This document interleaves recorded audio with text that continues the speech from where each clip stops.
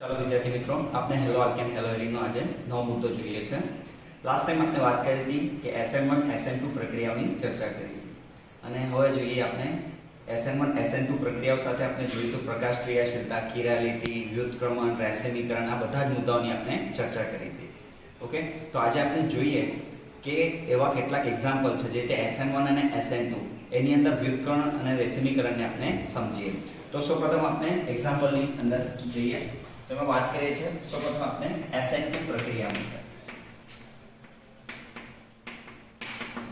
चलो विद्यार्थी तो ध्यान रखो SN2 प्रक्रिया माटे आपने જોઈએ કે અહીંયા આ ઘટનાની અંદર વ્યુત્ક્રમણ થાય છે કે રેસિમીકરણ થાય છે. તો આપણે સિમ્પલી હું તો પહેલા વાત કરી દઉં કે SN2 જે પ્રક્રિયા થશે તેમાં વિન્યાસનું વ્યુત્ક્રમણ થાય છે. કારણ કે આપણે શીખ્યા આગળ કે SN2 જે પ્રક્રિયા છે આ પ્રક્રિયા એક જ તબક્કામાં પૂરી થાય છે અને પ્રક્રિયા જ્યારે એક તબક્કામાં પૂરી થતી હોય ત્યારે પ્રક્રિયા કરતા જે નિપજનો વિન્યાસ છે એ વિરુદ્ધ દિશાનો હોય છે અને વિરુદ્ધ દિશાનો વિન્યાસ હોય ત્યારે જે ઘટના થાય છે એ ઘટનાને આપણે વ્યુત્ક્રમણ મીન્સ કે ઇન્વર્ઝન તરીકે ઓળખીશું. તો આપણે અહીંયા એક્ઝામ્પલ લેવું હોય તો એક્ઝામ્પલ પણ દર્શાવીશું. આપણે એક્ઝામ્પલ તરીકે અહીંયા લખીએ છીએ.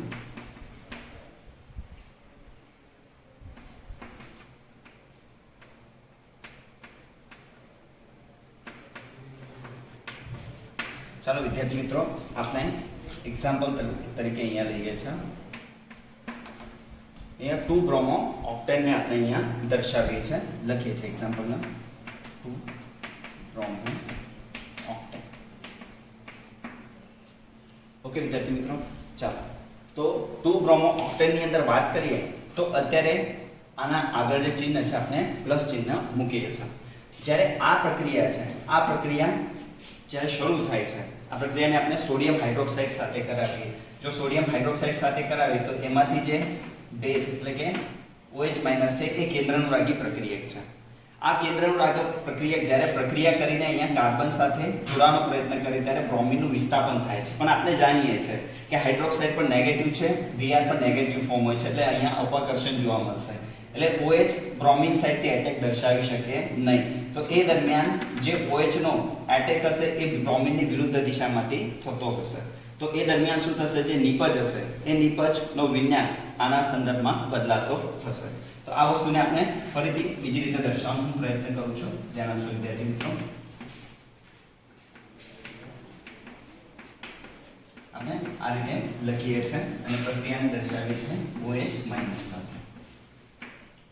તો આ પ્રક્રિયા દરમિયાન જ્યારે OH એટેક કરીને અહીંયા જોડાય છે તો એ દરમિયાન જે નિપજ છે એ નિપજ આપણે આ પ્રમાણે જોવા મળશે.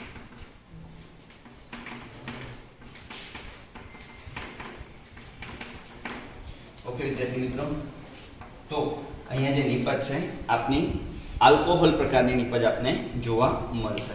તો ત્યારે જે વિન્યાસ હશે એ વિન્યાસ ઉલટાયેલો હશે. જે ચિહ્ન શરૂઆતમાં પ્લસ નું આવતું હતું એ ચિહ્ન અહીંયા નેગેટિવ નું જોવા મળશે.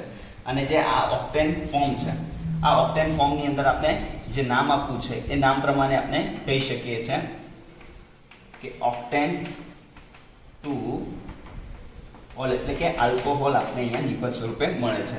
તો વિદ્યાર્થી મિત્રો જોઈ શકો છો જો પ્રક્રિયકમાં બ્રોમિન અહીંયા જમણી બાજુ છે તો OH છે એ ડાબી બાજુએ જોવા મળે છે. તો આ આપણે કહી શકીએ કે અહીંયા નિપજનું શું થયું છે, વ્યુત્ક્રમણની ઘટના થઈ છે. ઓકે વિદ્યાર્થી મિત્રો, એટલે SN2 પ્રક્રિયા છે એ SN2 પ્રક્રિયાની અંદર નિપજનું વ્યુત્ક્રમણ થાય છે.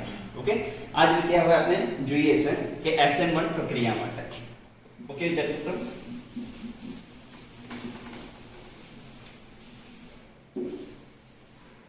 ચાલો હવે SN1 પ્રક્રિયાની વાત કરીએ તો SN1 પ્રક્રિયાની અંદર આપણે શીખ્યા આ પ્રક્રિયા બે તબક્કામાં થાય છે. જેમાં પ્રથમ તબક્કો વેગ નિર્ણાયક તબક્કો હોય છે અને ધીમો હોય છે કે જેના આધારે પ્રક્રિયાનો વેગ નક્કી થાય છે. અને SN1 પ્રક્રિયાની અંદર કાર્બોકેટાયન ફોર્મ થાય છે.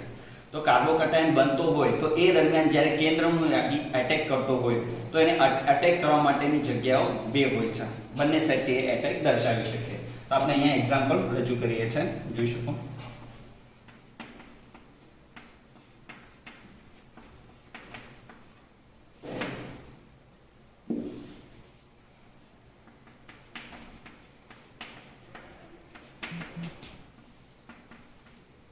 ચાલો વિદ્યાર્થી મિત્રો આપણે અહીંયા હાઇડ્રોક્સાઇડનો એટેક દર્શાવીશું.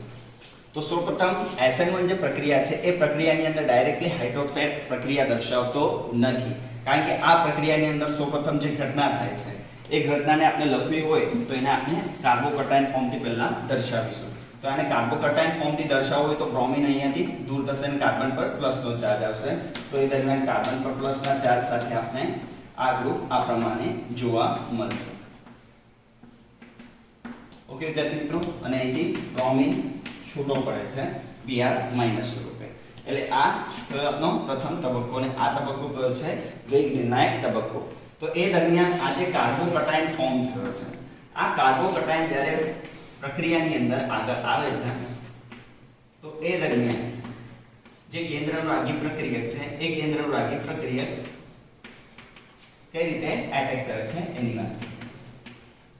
તો OH જ્યારે એટેક કરશે કાર્બન પર તો એની શક્યતાઓ બે હશે. એક તો આ ડાયરેક્શનથી એટેક દર્શાવશે કાં તો આ ડાયરેક્શનથી એટેક દર્શાવશે. તો આપણે બંને શક્યતાઓની વાત કરીએ છીએ. ચાલો પહેલી શક્યતાની અંદર વાત કરીએ કે એટેક આ દિશામાંથી થાય છે. જો એટેક એ દિશામાંથી થતો હોય તો એ દરમિયાન આપણે જે નિપજ છે એ નિપજ આ પ્રકારની જોવા મળશે.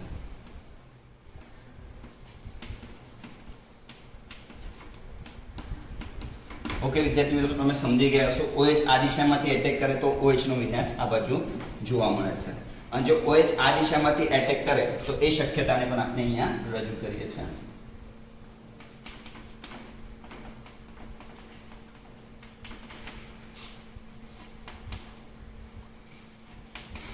તો OH આપણે આ દિશામાં નિપજ સ્વરૂપે જોવા મળશે. તો તમે અહીંયા જોઈ શકો છો કે શરૂઆતમાં બ્રોમિન જે દિશામાં છે એ દિશામાં OH આવતો હોય તો જે નિપજ બનશે એ નિપજનો વિન્યાસ હશે વામભ્રમણીય પ્રકારનો, અને જે શરૂઆતમાં બ્રોમિન જમણી દિશામાં છે એની વિરુદ્ધ દિશામાં OH આવતો હોય તો બનતી નિપજનો જે વિન્યાસ છે એ દક્ષિણ ભ્રમણીય પ્રકારનો હશે. ઓકે વિદ્યાર્થી મિત્રો, તો આના આધારે તમે કહી શકો કે જે નિપજ છે, જે આપણે નિપજ આલ્કોહોલ સ્વરૂપની છે, તો આ આલ્કોહોલમાં 2-bromoબ્યુટેન જે મળશે આપણે એ પ્લસ ઓર માઇનસ એટલે બંને પ્રકારનો જોવા મળશે. ઓકે વિદ્યાર્થી મિત્રો, તમે સમજી ગયા હશો કે અહીંયા જે વિન્યાસ છે એ વિન્યાસનું વ્યુત્ક્રમણ નથી થયું, પણ અહીંયા વિન્યાસમાં તમે જોઈ શકો બંનેનું સરખું પ્રમાણ મળ્યું છે 50-50%. તો આ ઘટનાને આપણે કહી શકીએ કે અહીંયા શું થયું છે? રેસિમીકરણની ઘટના થઈ છે. ઓકે વિદ્યાર્થી મિત્રો, એટલે SN1 SN2 આ બંને પ્રક્રિયાઓની અંદર વ્યુત્ક્રમણ અને રેસિમીકરણ કેવી રીતે થાય છે એ અત્યારે આપણે શીખ્યા. ચાલો વિદ્યાર્થી મિત્રો, હવે આપણે નેક્સ્ટ મુદ્દો બીટા વિલોપનની પ્રક્રિયાને જોઈએ છે.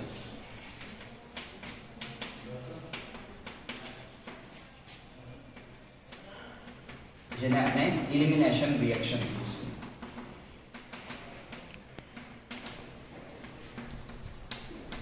ઓકે વિદ્યાર્થી મિત્રો, એલિમિનેશન. ચાલો ખૂબ જ સરસ પ્રક્રિયા છે. જોઈએ પ્રક્રિયાનું માધ્યમ શું છે. તો પહેલા તો સમજીએ કે બીટા વિલોપન. આ પ્રક્રિયાની અંદર બીટા સિમ્બોલ મૂક્યો શા માટે છે? તો પહેલા આલ્ફા બીટા એ શબ્દને આપણે સમજી લઈએ. તો યાદ રાખજો વિદ્યાર્થી મિત્રો કે જ્યારે આપણે હેલોઆલ્કેનના સંદર્ભમાં વિચાર કરીએ કે કોઈ ક્રિયાશીલ સમૂહ સાથે જોડાયેલો જે કાર્બન છે એ કાર્બનની બાજુમાં 2 કે 3 જેટલા કાર્બન જો જોડાયા હોય તો એક્ઝેક્ટ ક્રિયાશીલ સમૂહ સાથેના કાર્બનને આલ્ફા કાર્બન, એની બાજુના કાર્બનને બીટા, એની બાજુના કાર્બનને ગેમા, ડેલ્ટા જેવા કાર્બન તરીકે રજૂ કરવામાં આવે છે. ફરીથી કહું છું વિદ્યાર્થી મિત્રો, ધ્યાન રાખજો કે ક્રિયાશીલ સમૂહ જો જોડાય એની બાજુમાં જે કાર્બન છે એને આલ્ફા, એની કાર્બન બાજુના કાર્બન બીટા, ગામા, ડેલ્ટા જેવા આપણે સિમ્બોલથી એને રજૂ કરીએ છીએ. અને એની સાથે જે જોડાયેલા હાઇડ્રોજન છે તો આલ્ફા સાથે જોડાયેલો જે હાઇડ્રોજન હશે તો એ આલ્ફા હાઇડ્રોજન કહેવાશે. બીટા સાથે જોડાયેલો હાઇડ્રોજન હોય તો એને બીટા હાઇડ્રોજન સ્વરૂપે રજૂ કરવામાં આવશે. તો આ પ્રક્રિયા પણ આ જ સંદર્ભની છે કે તમે જોઈ શકો બીટા શબ્દ છે. તો બીટા શબ્દ છે તો આપણે આ બીટાના સંદર્ભમાં આ પ્રક્રિયાની ચર્ચા કરવાની છે. ઓકે વિદ્યાર્થી મિત્રો, તો આપણે ચાલો પહેલા પ્રક્રિયાને સમજીએ. તો હું આ એક્ઝામ્પલના માધ્યમથી તમને સમજાવવાનો પ્રયત્ન કરું છું કે આ જે પ્રક્રિયા છે આ પ્રક્રિયાની અંદર આ જે હેલો આલ્કેન આપ્યો છે, આ હેલો આલ્કેનની જે પ્રક્રિયા છે આ પ્રક્રિયા આપણે પોટેશિયમ હાઇડ્રોક્સાઇડ સાથે એના આલ્કોહોલિક દ્રાવણમાં તમે ઇથેનોલ લઈ શકો છો. અહીંયા લખીએ આપણે આલ્કોહોલિક દ્રાવણની હાજરીમાં જ્યારે આ પ્રક્રિયા પૂર્ણ કરવામાં આવે છે તો પ્રક્રિયા દરમિયાન ત્યાં બીટા કાર્બન જે છે એના પરનો હાઇડ્રોજન વિસ્થાપિત થાય છે અને આલ્ફા કાર્બન પરનો હેલોજન દૂર થાય છે. ફરીથી કહું છું વિદ્યાર્થી મિત્રો, ધ્યાન રાખશો કે બીટા પરનો હાઇડ્રોજન અને આલ્ફા પરનો હેલોજન દૂર થાય છે. એટલે આ બંને ગ્રુપ અહીંથી દૂર થાય એ દરમિયાન કાર્બન કાર્બન વચ્ચે દ્વિબંધ સ્થાપિત થશે.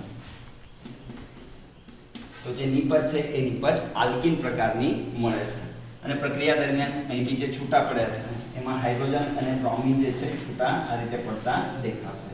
તો આ પ્રક્રિયાની અંદર નિપજ આલ્કીન મળે છે અને પ્રક્રિયાની જે શરૂઆત છે એ બીટા કાર્બન પરથી થઈ છે. બીટા પરનો હાઇડ્રોજન દૂર થયો છે અને આલ્ફા પરનો હેલોજન દૂર થયો છે. માટે આ પ્રક્રિયાને બીજું એક નામ આપવામાં આવે છે કે હાઇડ્રોજન દૂર થયો છે. તો આપણે કેમિસ્ટ્રીની અંદર કોઈ શબ્દો દૂર થતા માટે ડી શબ્દ લખીએ છીએ. તો ડી, પહેલા હાઇડ્રોજન દૂર થયો તો ડીહાઇડ્રો, અને અહીંયાથી હેલોજન પણ દૂર થયો છે તો અહીંયા શબ્દ લખીએ હેલોજિનેશન. તો આ પ્રક્રિયાને ડીહાઇડ્રો હેલોજિનેશનની પ્રક્રિયા પણ કહેવામાં આવે છે. બીજું, આ દૂર થયા છે તો એના માટે શબ્દ છે કે વિલોપન. તો આ પ્રક્રિયાને બીટા વિલોપનની પ્રક્રિયા પણ કહેવામાં આવે છે. ઓકે વિદ્યાર્થી મિત્રો, આના બે નામ છે. ત્રીજું નામ પણ છે હું પછી વાત કરું છું, પણ આ ખાસ સમજજો. હેલોજિનેશન શા માટે? કારણ કે હાઇડ્રોજન અને હેલોજન દૂર થયા છે. અને બીજું કે બીટા પરથી પ્રક્રિયાની શરૂઆત થઈ હોવાના કારણે આને બીટા વિલોપન પણ કહેવાય છે. ઓકે વિદ્યાર્થી મિત્રો, તો આ પ્રક્રિયાને થોડી હું મિકેનાઇઝ સ્વરૂપે દર્શાવવાનો પ્રયત્ન કરું છું. ધ્યાનથી જોશો અહીંયા.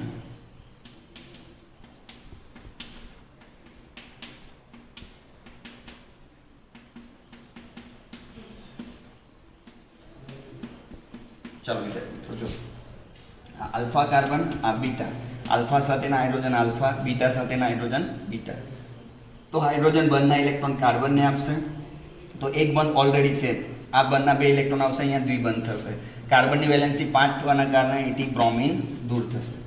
એટલે આ બ્રોમિન અને હાઇડ્રોજન દૂર થાય તો એ દરમિયાન તમે જોઈ શકો છો અહીંયા દ્વિબંધ સ્થાપિત થયો છે.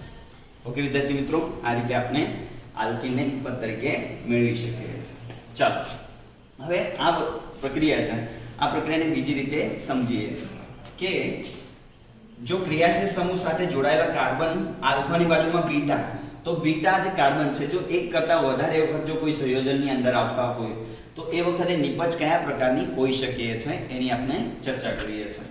તો ચાલો એ પણ આપણે જોઈએ છીએ.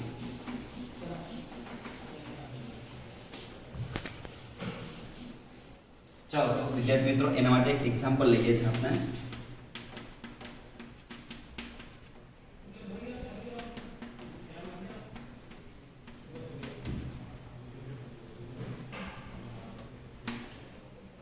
ચાલો વિદ્યાર્થી મિત્રો, અહીંયા આપણે જે એક્ઝામ્પલ લીધું છે એક્ઝામ્પલને અહીંયા નામ આપીએ. સેકન્ડ નંબર પર બ્રોમો છે તો નામ આપીશું 2 બ્રોમો અત્યારે પેન્ટેન, 5 કાર્બન માટે. ચાલો તો આ 2 બ્રોમો પેન્ટેનની અંદર ક્રિયાશીલ સમૂહ બ્રોમિન જે છે એ બ્રોમિન જે કાર્બન સાથે જોડાયો છે એ કાર્બન આલ્ફા છે.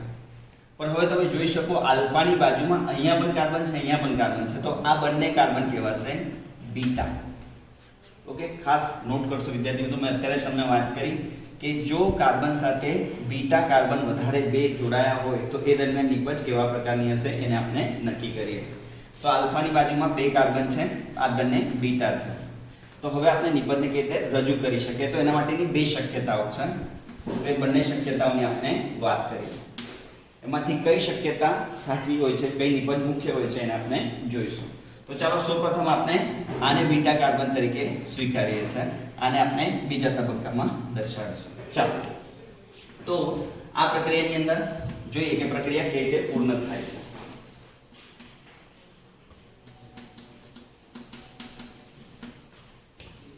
ચાલો મિત્રો, જે બીટા પરના હાઇડ્રોજન છે એને આપણે આ રીતે રજૂ કરીએ છીએ.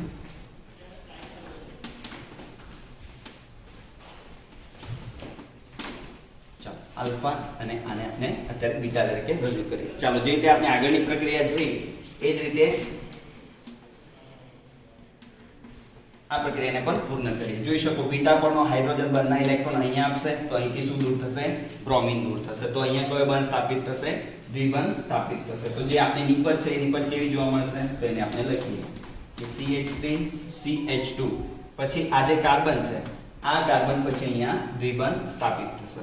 એક હાઇડ્રોજન દૂર થયો છે, જે બીજો હાઇડ્રોજન છે એને આપણે સાથે લખીએ કે CH ડબલ બોન્ડ. અહીંયા પણ બ્રોમિન દૂર થઈ જશે, અહીંયા શું બાકી રહેશે CH અને અહીંયા હશે CH3. તો આ પ્રકારની નિપજ આપણે ત્યાંથી મળશે. ચલો અને નામ આપવું હોય તો આપણે નામ આપીશું. 5 કાર્બન છે અને 5 કાર્બનમાં સેકન્ડ પર દ્વિબંધ છે, તો નામ શું થશે પેન્ટ2E. ઓકે વિદ્યાર્થી મિત્રો, આ એક નિપજ આપણે મળી છે. ચાલો એ જ રીતે આપણે બીજી નિપજની વાત કરીએ કે હવે આપણે બીટા કાર્બન તરીકે આને વિચારીએ. આને આપણે પહેલામાં લઈ લીધું છે. ચાલો જો નિપજ કયા પ્રકારની આપણે મળશે.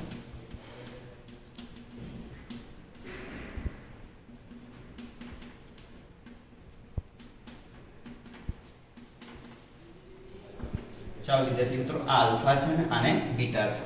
ચાલો તો શું કરીએ આ દરમિયાન કે આ જે હાઇડ્રોજન છે બંધના ઇલેક્ટ્રોન કાર્બનને આપશે તો અહીંથી શું દૂર થશે બ્રોમિન. તો હવે દ્વિબંધ ક્યાં સ્થાપિત થયો છે, આ જગ્યાએ દ્વિબંધ આવશે. તો એ નિપજ કેવી હશે આપણે લખીએ છીએ CH3. ચાલો બ્રોમિન દૂર થશે અહીંયા CH, અહીંયા ડબલ બોન્ડ શું થશે CH2. ચાલો આને નામ આપીએ. ચાલો તો આનું નામ થશે પહેલા નંબર પર દ્વિબંધ છે એટલે પેન્ટ1E. ઓકે વિદ્યાર્થી મિત્રો, ચાલો તો આપણી પાસે બંને નિપજ છે. એક નિપજ છે પેન્ટ2E અને બીજી નિપજ છે પેન્ટ1E. પણ આમાંથી મુખ્ય નિપજ કઈ છે તો એ વસ્તુ ખાસ આપણે સમજવા જેવી છે. આ વસ્તુ દર્શાવવા માટે જે સાયન્ટિસ્ટ છે એલેક્ઝાન્ડર ઝેટસેવ, એ સાયન્ટિસ્ટે પણ આ પ્રક્રિયાને સમજાવી હતી અને એને દર્શાવ્યું છે કે જે દરમિયાન આલ્ફા કાર્બન સાથે જો બે બીટા કાર્બન આવેલા હોય તો બીટા કાર્બનમાં જે નિપજ આવતી હોય એમાં જે દ્વિબંધ આવતો હોય નિપજની અંદર, એ નિપજની આજુબાજુમાં જેટલી આલ્કાઇલ ગ્રુપની સંખ્યા વધારે હોય એ નિપજ મુખ્ય નિપજ કહેવાય છે. અને જેમાં આલ્કાઇલ ગ્રુપની સંખ્યા ઓછી હશે એ નિપજ આપણે ઓછા પ્રમાણમાં મળે છે એમ કહી શકીશું. તો ચાલો આપણે બંને નિપજ જોઈએ. તો દ્વિબંધની આજુબાજુ આલ્કાઇલ ગ્રુપની સંખ્યા ક્યાં વધારે છે એને જોઈએ. ચાલો મિત્રો અહીંયા જોઈ શકો છો દ્વિબંધની આજુબાજુ આ એક ઇથાઇલ ગ્રુપ છે અને આ એક મિથાઇલ ગ્રુપ છે. તો અહીંયા બે R મળ્યા છે. ઓકે વિદ્યાર્થી મિત્રો, જોઈ શકો છો બે R એટલે બે આલ્કાઇલ ગ્રુપ આવેલા છે પેન્ટ2E ની અંદર. જ્યારે આ નિપજ પર આવીએ તો આ નિપજમાં દ્વિબંધની આ બાજુ જુઓ તો એક જ R આવેલો છે અને એ પણ છે પ્રોપાઇલ. ઓકે વિદ્યાર્થી મિત્રો, અહીંયા ધ્યાનથી જો એક જ R છે, પ્રોપાઇલ ગ્રુપ છે, કોઈ ગ્રુપ પાછળ આવેલો નથી. જ્યારે અહીંયા બે ગ્રુપ છે, એક તો મિથાઇલ અને ઇથાઇલ, એટલે બે ગ્રુપ આવેલા છે. ઓકે, તો એલેક્ઝાન્ડર ઝેટસેવે જે રીતે કીધું છે એ પ્રમાણે નિયમ પ્રમાણે જે મુખ્ય નિપજ છે એ નિપજ કઈ હશે પેન્ટ2E હશે. જ્યારે આ નિપજનું પ્રમાણ કેવું હશે ઓછું હશે. ઓકે વિદ્યાર્થી મિત્રો, એટલે આ પ્રક્રિયા પર ખાસ સમજો કે બીટા વિલોપનની પ્રક્રિયાની અંદર જો આલ્ફા કાર્બન સાથે જો બીટા બે જોડાયા હોય તો એમાંથી જે મુખ્ય નિપજ છે એ મુખ્ય નિપજ દ્વિબંધ સાથે આજુબાજુમાં કેટલા આલ્કાઇલ ગ્રુપ જોડાયા છે એના આધારે એ નિપજને નક્કી કરવામાં આવે છે. ઓકે વિદ્યાર્થી મિત્રો, હવે જોઈએ આપણે ધાતુ સાથેની પ્રક્રિયા.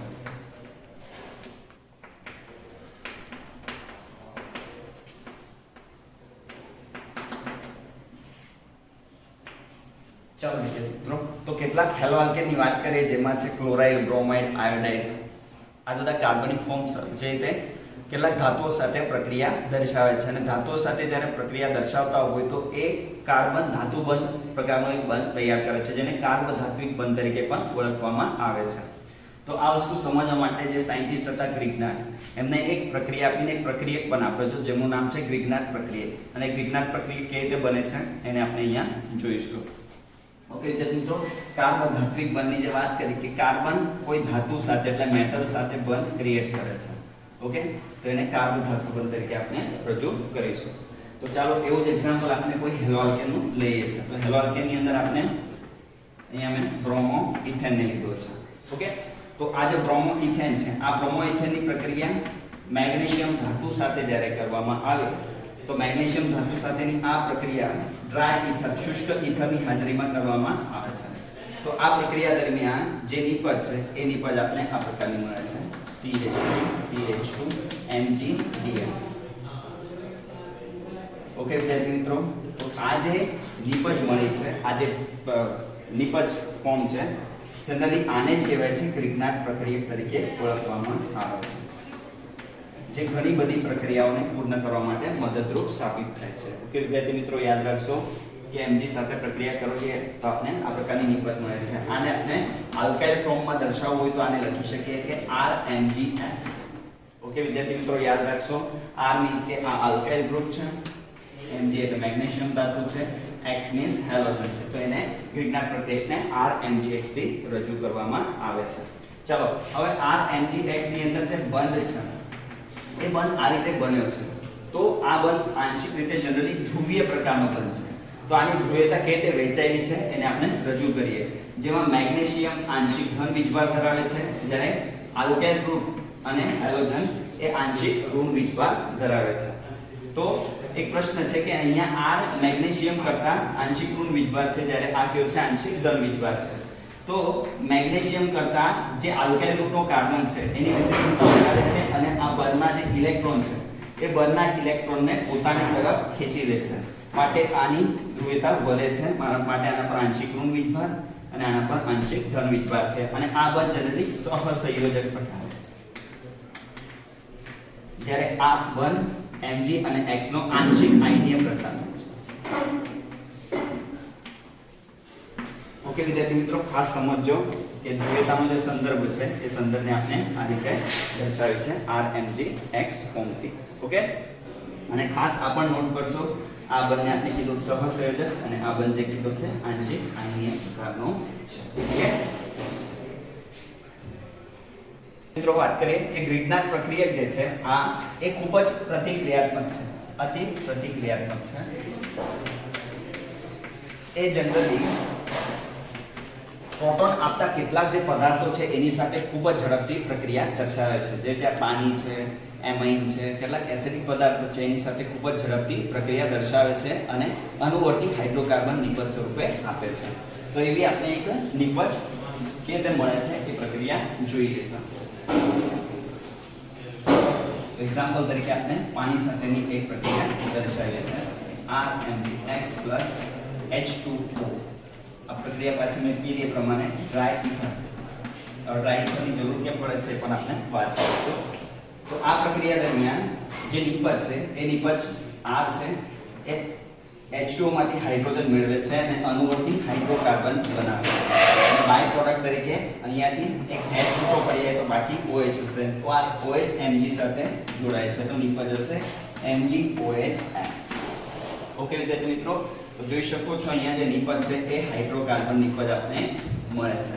અને આ પ્રક્રિયાની અંદર ડ્રાય ઇથરનો ઉપયોગ શા માટે કરો? કારણ કે પ્રક્રિયાની અંદર જે રહેલો ભેજ છે આ ભેજનું શોષણ આ ઇથર કરી લે છે, જેથી પ્રક્રિયા સરળતાથી પૂર્ણ થાય છે. ઓકે, તો વિદ્યાર્થી મિત્રો, ગ્રીડનાટ પ્રક્રિયકની ઘણી બધી પ્રક્રિયાઓ છે પણ આ એક પ્રક્રિયાને આપણે અત્યારે ઓબ્ઝર્વ કરીશું. અને આના પછી એક લાસ્ટ પ્રક્રિયા આપણે જોઈએ છે રુટ્સ પ્રક્રિયા.